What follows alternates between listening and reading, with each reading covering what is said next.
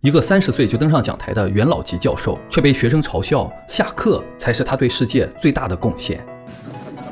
他只能愤怒地将学生赶出教室。当然，等待他的只能是真正的下课。Listen, Monk. We'd like to give you a break. 学校对于他的不负责任没有任何容忍。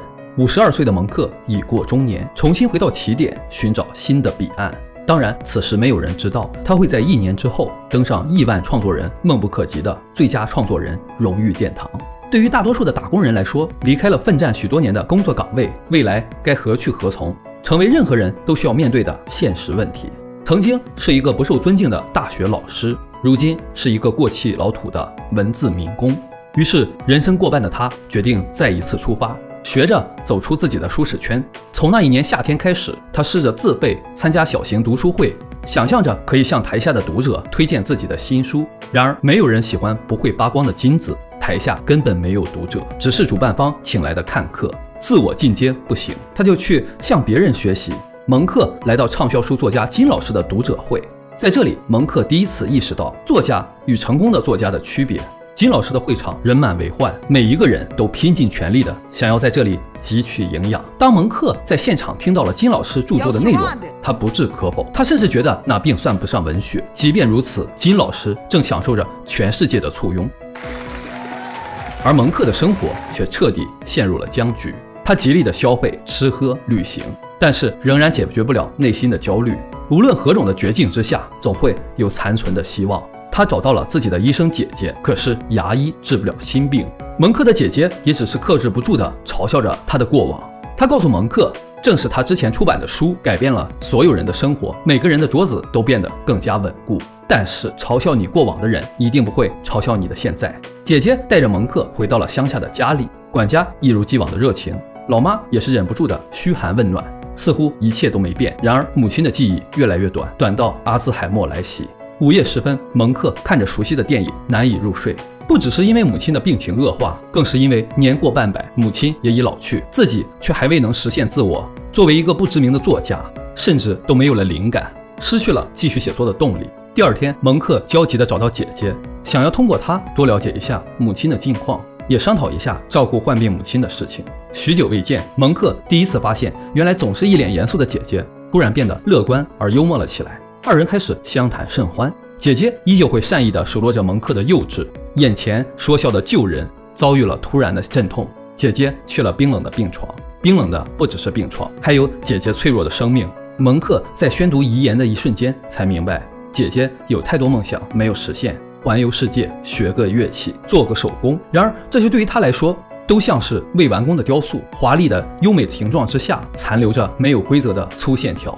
蒙克突然发现，如果还未实现自己的梦想，就一定要想办法继续试试，因为如果不努力尝试，也许自己也会在某一天碌碌无为地到达生命的终点。回到家里，蒙克告诉许久未见的弟弟，自己要继续写作，成为一个优秀的作家。弟弟却告诉蒙克，我们家里根本没有这么优秀的基因，让那些遥远的梦想深埋，或许是每一个失意者该做的事情。楼上莫名其妙的滴下水滴，打开门，准备洗澡的母亲呆呆地看着前方，甚至都不记得已经打开了洗澡水。蒙克终于知道，总有一天母亲也会不认得自己。失去了姐姐之后，母亲也会停留在不远的远方。这是蒙克的一块心病。他突然觉得放弃梦想也许是对的，相比遥不可及的作家梦，陪伴自己的母亲更重要。他低落地给经纪人打去电话，告诉他身边发生的一切，也告诉他自己想要安静的生活，放空自己，不问名利。既然以前那么努力都没有成功，不如适时停下，陪伴母亲往后的日子。当然，他还想要跟经纪人借点钱给母亲看病。此时回来的女邻居意外地掉落了自己的西红柿，蒙克善意地上前帮忙。此时蒙克还不知道，意外洒落的西红柿和意外出现的眼前人会改变他的整个人生。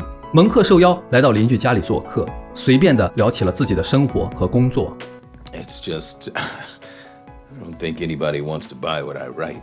That's not true. I didn't want to say anything, but I actually read one of your books. 然而，无论珍妮是不是真的读过自己的书，蒙克终于相信自己一定是有读者的，即便不多。而且他莫名的相信珍妮或许是喜欢着自己的。突然，珍妮的家里出现了一个不速之客，或者他也不确定谁是不速之客。Nice to meet you. Pleasure. Where you stay for dinner? No, I need to go check in on my mother. Good night. Good night, Monk. 黄昏下的阳光如此刺眼，蒙克在明亮的下午激动而生气地跟珍妮说了晚安。他走出门，走到海边，荒诞的世界，荒诞的人群。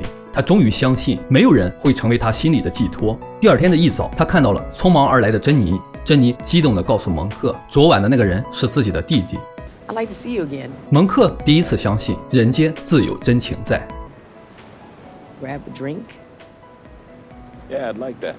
自己不再是那个不为人知的笑话，自己也正被人真正的在意着。至此，已经52岁的他决定重返写作赛道。焦虑1年，不如再开始一次。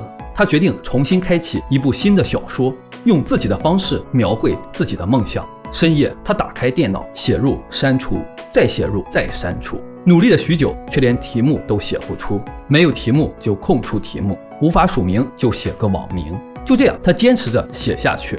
他脑海中的小人在房间里进行着精彩的对局。他开始靠着自己一点点的灵感，努力地试着拼凑出一篇所谓的小说。没人想到这篇东拼西凑的作品能够成为意料之外的惊喜。夏天过后，经纪人气愤地打来电话。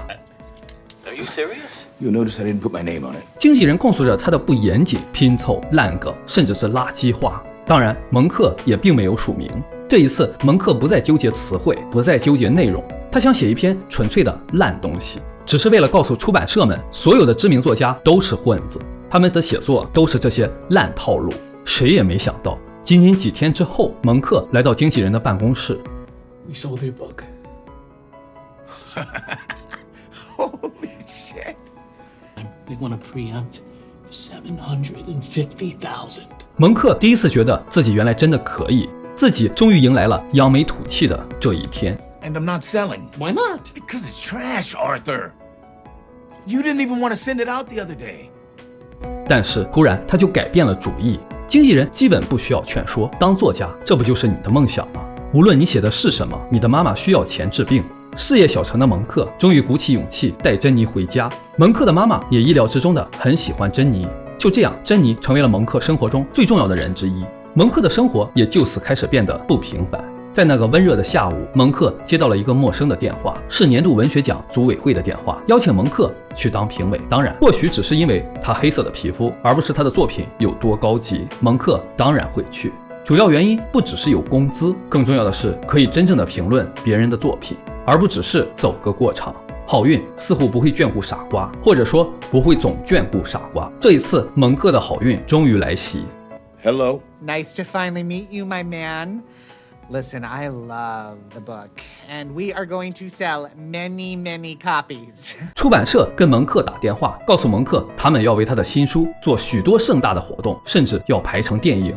电话这头的蒙克得知自己拼凑的烂文字竟然要堂而皇之的成为大众情闻，不知道该喜还是该忧。